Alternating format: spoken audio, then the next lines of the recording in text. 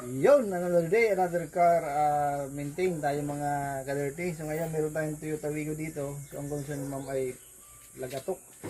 So renote test ko.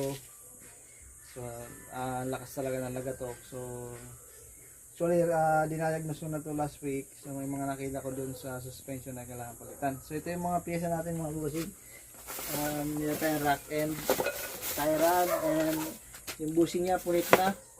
So pati itong link, stabilizing link, papalitan din natin yan. Siyempre sinama natin yung belt kasi yung belt natin is puro na crack. Sabi ni ma'am, papadagdag siya ng kulang.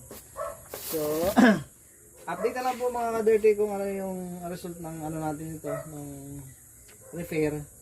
Then after nyan is i-road test natin kung na-fix. And siyempre recommend din natin sa customer na pakandak ng wheel alignment to. So, yun lamang po at maraming salamat and God bless.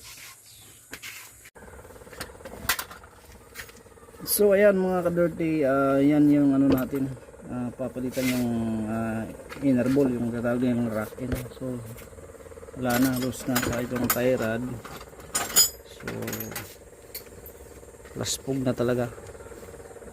Tapos itong stabilizer papalitan na natin. Wala na. Ayan, ikot-ikot na. Ayan. Yung bola nya. Tapos yung ito bushing na to. Ayan, ang laki ng crack.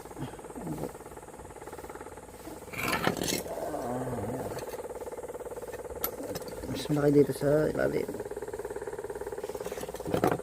So yan ba